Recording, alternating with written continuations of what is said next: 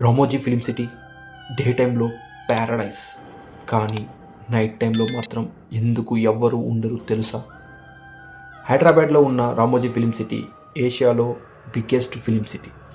Day టైంలో shooting, tourist lights అన్నీ normal, కానీ నైట్ 12 దాటాక సెక్యూరిటీ గార్డ్స్ ఒక షాకింగ్ ట్రూత్ చెప్పారు. సెట్స్ మధ్యలో ఫుట్ స్టెప్స్ వినిపిస్తాయట, మిర్రర్లో అన్నోన్ ఫేసెస్ కనిపిస్తాయట, డ్రెస్సింగ్ రూమ్లో ఎవరో ఉమెన్స్ పెద్దగా సౌండ్స్ వినిపిస్తాయట. కొన్ని సీన్స్లో లైట్స్ ఆఫ్ చేసిన వెంటనే డోర్స్ ఆటోమేటిక్గా క్లోజ్ అవుతాయట.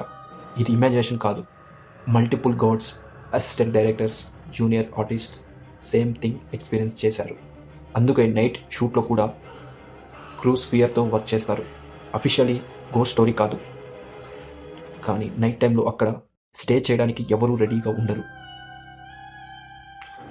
డే టైంలో సినిమా మ్యాజిక్, నైట్ టైంలో నిజమైన హర్రర్.